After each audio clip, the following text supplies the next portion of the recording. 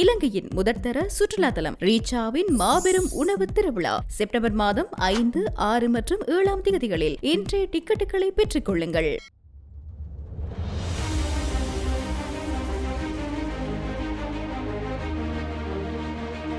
நூற்றுக்கும் மேற்பட்ட மக்கள் படுகொலை செய்யப்பட்டார்கள். நூற்றுக்கும் மேற்பட்ட மக்கள் காணாமல் ஆக்கப்பட்டு இருக்கின்றார்கள். அதன் சாட்சியம் இலங்கை ராணுவத்தினுடைய கஜபாகு படையணியும் சிங்கப்படையினரும் இதற்கு இறக்கப்பட்டார்கள்.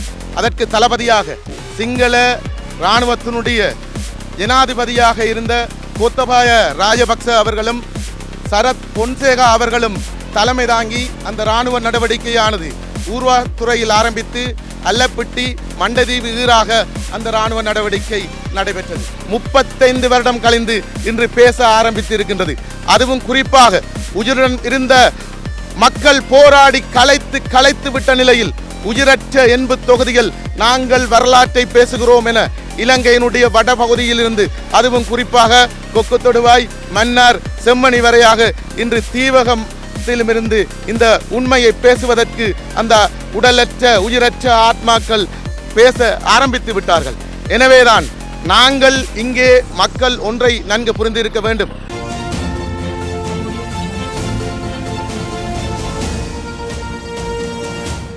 நான் கிருபாகரன், செம்மணி மனித புதகுழியினுடைய வழக்காளி. இலங்கை ஜனநாயக சோசலிச குடியரசானது இலங்கை சுதந்திரம் அடைவதற்கு முன்னரும் இலங்கை சுதந்திரம் அடைந்த பின்னரும் 2009ஆம் ஆண்டு போர் மௌனிக்கப்பட்ட பின்னரும் தமிழ் மக்கள் மீது திட்டமிட்ட அடிப்படையிலே இனப்படுகொலையையும் கட்டமைக்கப்பட்ட இனவழிப்புகளையும் செய்து வருகின்றது. அதன் ஒரு வடிவமாகத்தான் 1990ஆம் ஆண்டு 8ஆம் மாதம் 23ஆம் தேதி தீவக மண்ணில் அதுவும் குறிப்பாக ஊர்வாத்துறையில் நெறிஞ்சுமுனை பகுதியிலே 3000க்கும் மேற்பட்ட இராணுவத்தினரை இறக்கி தமிழ் மக்கள் மீது கட்டமைக்கப்பட்ட இனவழிப்புகளை செய்தார்கள். இதை யாரு செய்தார்கள் என்று நீங்கள் பார்க்கின்ற போது அப்போது இந்த நாட்டினுடைய ஜனாதிபதியாக இருந்த ரணசிங்க பிரேமதாசா அவர்கள் திட்டத்திற்கான திட்டத்தினை அனுமதியினை வழங்கியது மட்டுமல்லாமல் அப்போது பாதுகாப்பு அமைச்சராக இருந்த ரஞ்சன் விஜயரட்ன அவர்களும் அதற்கான அனுமதியை வழங்கியிருந்தார். அந்த நிலைமையில்தான் கொப்பை கடுவையினால் இந்த திட்டம் தீட்டப்பட்டு இந்த திட்டத்தினுடைய நெறியாள்கை அல்லது திட்டத்தினுடைய நடைமுறையாக இலங்கை இராணுவத்தினுடைய கஜபாகு படையணியும் சிங்கப்படையினரும் இதற்கு இறக்கப்பட்டார்கள். அதற்கு தளபதியாக சிங்கள இராணுவத்தினுடைய ஜனாதிபதியாக இருந்த கோத்தபாய ராஜபக்ச அவர்களும் சரத் பொன்சேகா அவர்களும் தலைமை தாங்கி அந்த இராணுவ நடவடிக்கையானது ஊர்வாத்துறையில் ஆரம்பித்து அல்லப்பிட்டி மண்டதீவு ஈராக அந்த இராணுவ நடவடிக்கை நடைபெற்றது. அதுவும் துரதிர்ஷ்டவசம் இந்த நடவடிக்கையிலே உலகத்திலே முதல் முறையாக மக்கள் பணைய கைதிகளாக பிடிக்கப்பட்டு போர் நடைபெறுகின்ற போது முன் அரங்குகளில் பிணை கைதிகளாக வைக்கப்பட்டு இராணுவ நடவடிக்கை நடைபெற்றது. அதுவும் குறிப்பாக அல்லப்புட்டி பகுதியிலே தேவாலயத்தில் தஞ்சமடைந்த 25க்கும் மேற்பட்ட பொதுமக்கள் கைது செய்யப்பட்டு அல்லப்புட்டியிலிருந்து மண்டதீவி வரை அவர்கள் இராணுவத்திற்கு முன்னால் அனுப்பப்பட்டு அவர்கள் கொண்டு வரப்பட்டு அந்த இராணுவ நடவடிக்கை நடைபெற்றது.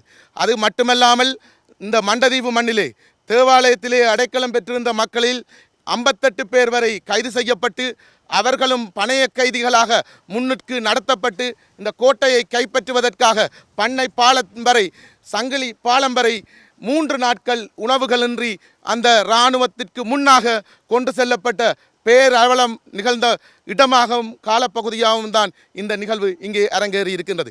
குறிப்பாக அந்த காலப்பகுதியில் 100க்கும் மேற்பட்ட மக்கள் படுகொலை செய்யப்பட்டார்கள். 100க்கும் மேற்பட்ட மக்கள் காணாமல் ஆக்கப்பட்டு இருக்கின்றார்கள். அதன் சாட்சியம் 35 வருடம் கழிந்து இன்று பேச ஆரம்பித்து இருக்கின்றது.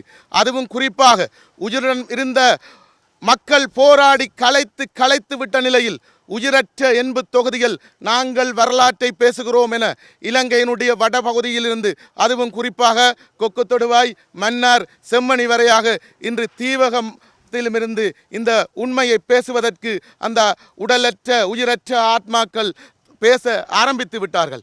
எனவேதான் நாங்கள் இங்கே மக்கள் ஒன்றை நன்கு புரிந்திருக்க வேண்டும். இங்கே நடைபெற்ற அனைத்து நிகழ்வுகளையும் நீங்கள் பார்க்கின்ற போது முற்றுமுழுதாக தமிழர் என்ற ஒரே காரணத்துக்காக இனப்படுகொலை செய்யப்பட்டோம். கட்டமைக்கப்பட்ட இனப்படுகொலை செய்யப்பட்டு வருகின்றோம். இதுதான் உண்மை. எனவே எங்களுக்கு இந்த படுகொலையை செய்தவர்கள் யாரென்று பார்த்தால் இறமையுள்ள அரசும் இந்த அரசு செய்த படுகொலை தொடர்பாக நடைபெற்ற விசாரணைகள், அதுவும் குறிப்பாக 98ஆம் ஆண்டு செம்மணி படுகொலை தொடர்பான விசாரணை இன்று 27 வருடமாக கிடப்பில் போடப்பட்டிருக்கின்றது. சட்டமா அதிபருடைய பரிந்துரைக்காக அது போடப்பட்டிருக்கின்றது. ஆனால் இன்னும் வரை சட்டமா திணைக்களம் என்றது ஒரு ஜனநாயகத்தில் நேர்மையாக இன்று செயற்பட வேண்டிய அந்த திணைக்களம் அதுவும் இராணுவத்துக்கு சார்பாக நின்று கொண்டு தமிழ் மக்களுக்கு தீர்வு வழங்குவதில் பின்னடித்து கொண்டு வருகின்றார்கள். எனவேதான் நாங்கள் சொல்கின்றோம், இது தொடர்பான விசாரணை சர்வதேசத்தினால் மேற்கொள்ளப்பட வேண்டும்.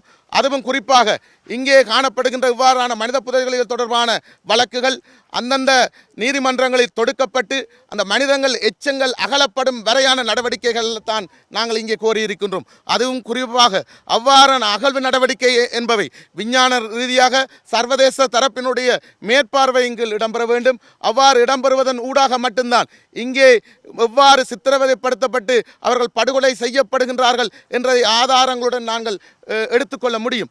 அதன் பின்னர் அனைத்து விசாரணைகளையும் சர்வதேச குற்றவியல் நீதிமன்றமோ அல்லது சர்வதேச நீதிமன்றத்துக்கோ அது கொண்டு செல்லப்பட வேண்டும். எனவே நாங்கள் உலக நாடுகளை சர்வதேசத்தையும் மன்றாட்டமாக நாங்கள் அளிக்கப்பட்ட தமிழ் மக்கள் கேட்டுக்கொள்வது யாதெனில், இங்கே அளிக்கப்பட்ட அனைத்து மக்களும் அனைத்து கட்டமைப்புகளும் இலங்கை அரசாங்கத்தினால் மேற்கொள்ளப்பட்ட இனவழிப்பு கட்டமைப்புகள். எனவே நாங்கள் அவர்களிடமிருந்து உள்ளக ரீதியான தீர்வு எதனையும் நாங்கள் பெற்றுக்கொள்ள முடியாது. அவர்கள் உள்ளக ரீதியான தீர்வு எதனையும் தந்துவிடப் போவதும் இல்லை.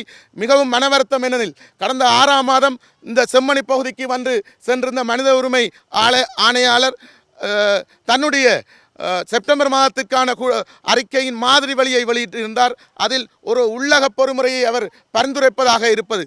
எனவே அதனை தமிழ் மக்களாக நாங்கள் அதனை ஏற்றுக்கொள்ளவில்லை. எனவே எங்களுக்கு நாங்கள் பாதிக்கப்பட்ட மக்கள் நாங்கள் ஒற்றுமையாக ஒன்றாக கூடி நாங்கள் சர்வதேசம் கேட்பது சர்வதேச விசாரணை மட்டுமே.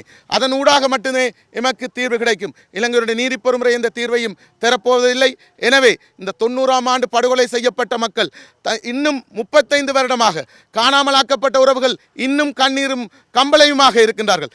அவர்களுடைய உறவுகள் எங்கே என்று தெரியாத நிலையில் இன்னும் இருக்கின்றார்கள். எனவே அதற்கான தீர்வினை நாங்கள் தமிழ் மக்கள் ஒற்றுமையாக மேற்கொள்வதுடன் அதற்கு தீவக ரீதியாக மட்டுமல்ல, வடக்கு கிழக்கில் இருக்கின்ற மனித புதைகள் தொடர்பான உண்மைகள் வெளிக்கொண்டு வரப்பட வேண்டும். அதற்கான ஒரு கட்டமைப்பு உருவாக்கப்பட வேண்டும். அந்த கட்டமைப்பின் ஊடாகவே இந்த மனித புதைகள் அணுகப்பட்டு அதனூடாகவே இதனுடைய விசாரணை சர்வதேசத்துக்கு கொண்டு செல்ல வேண்டும் என நான் கேட்டுக்கொள்வதுடன், இறுதியாக நிச்சயமாக இந்த உயிரற்ற உடல்கள் ஏங்கி நிற்கின்ற நீதி கிடைக்கும் என்ற நம்பிக்கையுடன் அவர்களுக்கும் எனது மனமார்ந்த கண்ணீர் அஞ்சலியை செலுத்துவதுடன் அவருடைய ஆத்மா அந்த தீர்வுடன் சாந்தி அடையும் என்று நான் இறைவனை வேண்டுகிறேன். நன்றி.